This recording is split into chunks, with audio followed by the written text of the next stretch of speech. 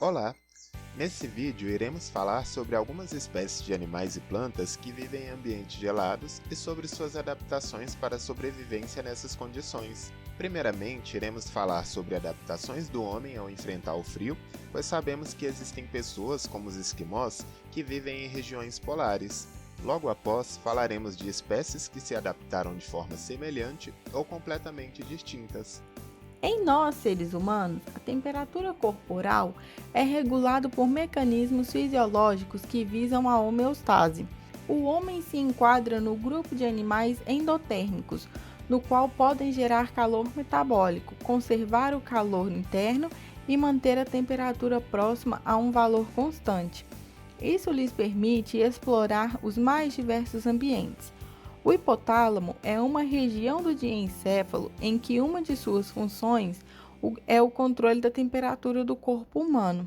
Ele é chamado de termostato biológico. Alguns sinais de receptores térmicos que estão localizados na pele e a temperatura do sangue que passa pelo hipotálamo descreve como o corpo se aquece.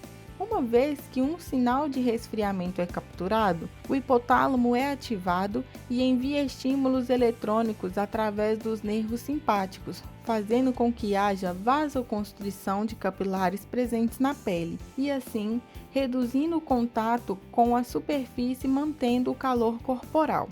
Esse estímulo também provoca a contração dos músculos que promovem a ereção dos pelos, formando uma camada de ar, que por sua vez atuará como um isolante térmico. O corpo também se aquece através de estímulos nervosos, que promovem contração muscular, causando tremores que geram calor. A exposição prolongada ao frio faz com que o hipotálamo estimule a hipófise a secretar o hormônio estimulador da tireoide, o TSH. Isso faz com que a tireoide produza mais hormônios T3 e T4, nos quais promovem aumento da taxa metabólica, fazendo com que o corpo produza mais calor.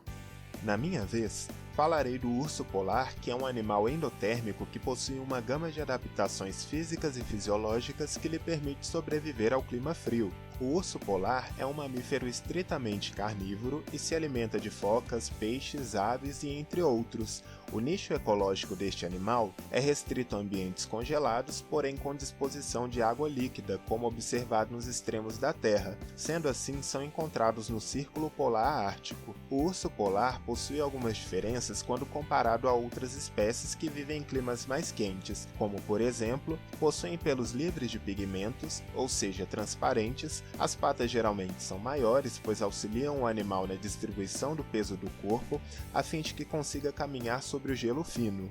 Esse tamanho também facilita o nado. As orelhas e cauda são geralmente menores do que os demais ursos, pois dessa forma reduz a perda de calor. Agora que falei das adaptações físicas, irei citar também algumas fisiológicas. No inverno, diferente de alguns animais, como alguns tipos de baleias que migram para locais mais quentes, o urso polar entra num estágio biológico chamado de dormência. A dormência nos animais tem por objetivo economizar energia e tolerar as condições climáticas que geralmente afetam a quantidade de recursos disponíveis. Em resumo, o animal reduz seu metabolismo, diminui seus batimentos cardíacos e abaixa a temperatura corporal, preservando o calor nos órgãos vitais. Durante o período de dormência, os ursos polares conseguem se proteger do frio extremo, principalmente por meio de uma espessa camada de gordura obtida através da alimentação. Essa camada de gordura pode ter função de isolante térmico ou de gerar calor. No tecido adiposo, chamado de pardo, há a presença de adipócitos multiloculares que serão um sítio de formação de energia térmica devido à grande quantidade de mitocôndrias que possui. Nessas mitocôndrias, em vez dos íons hidrogênio presente no espaço intermembranar passarem para dentro da matriz mitocondrial pela ATP sintase formando ATP, eles passam por meio de uma proteína desacopladora denominada UCP1 ou também chamada termogenina. Dessa forma, a energia é liberada na forma de calor e será utilizada pelo animal para evitar o seu congelamento. Vou falar sobre um exemplo de animal ectotérmico, um grupo muito especial de peixes da Antártica, os nototenioides. O ganho de glicoproteínas anticongelantes nesses peixes proporcionou a capacidade de evitar a formação de gelo intracelular e sobreviver a temperaturas quase sempre próximas do ponto de congelamento da água do mar. Além disso, a posse de proteínas e membranas adaptadas ao frio permite que mantenham taxas metabólicas adequadas em temperaturas corporais excepcionalmente baixas. As proteínas anticongelantes ligam-se a cristais de gelo existentes para evitar um maior crescimento. Assim, pequenos cristais de gelo que podem surgir ou são adquiridos ao beber água do mar são efetivamente inibidos de crescer até tamanhos grandes o suficiente para danificar tecidos e células.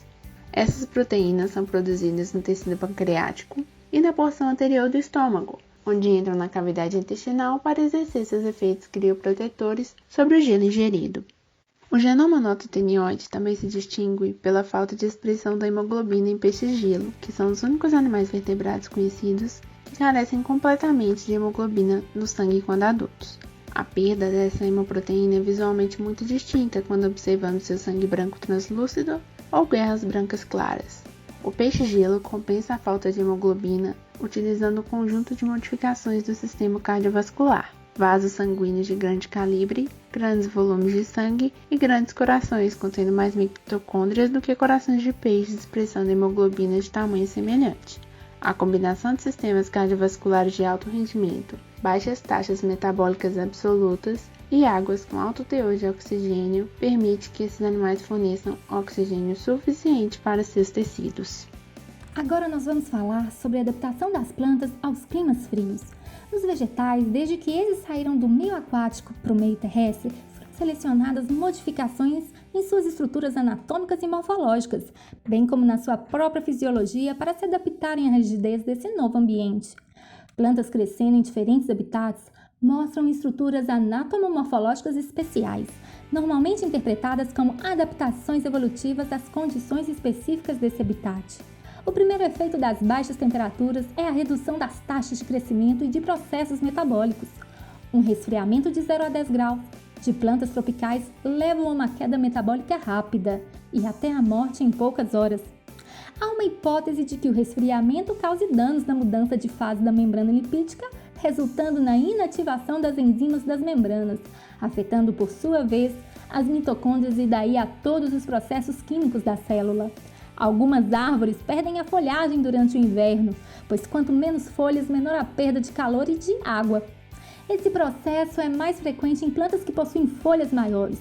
Uma das características das plantas árticas e alpinas é a presença de pigmentos como a antocianina na epiderme e até no mesófilo. Os efeitos combinados destes pigmentos e da clorofila pode produzir um púrpura bem escuro até o preto, absorvendo assim mais calor, sendo que cerca de 4 graus mais quente que uma folha verde, oferecendo assim uma proteção à própria clorofila, sensível às baixas temperaturas. A resistência da planta ao frio é primeiramente a resistência à formação de gelo intracelular. Uma primeira linha de defesa de tanto plantas herbáceas como lenhosas é uma simples diminuição do ponto de congelamento da água no vacúolo e citoplasma, contendo soluções de açúcares e sais mais concentrados.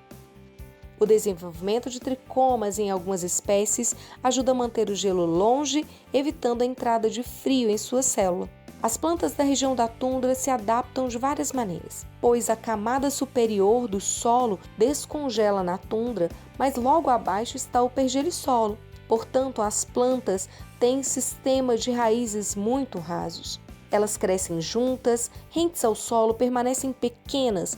Algumas possuem esse revestimento felpudo, peludo, com cera, que protege-as do frio, do vento, ajuda a reter o calor e a umidade, além de proteger suas sementes.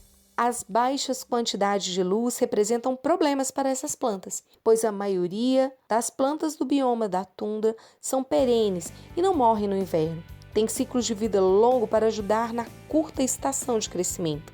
Algumas plantas, como a papoula do Ártico, florescem rapidamente, mesmo quando a neve ainda está se derretendo. Ela tem flores em forma de taça voltada para o sol para capturar o máximo de insolação possível. Então é isso.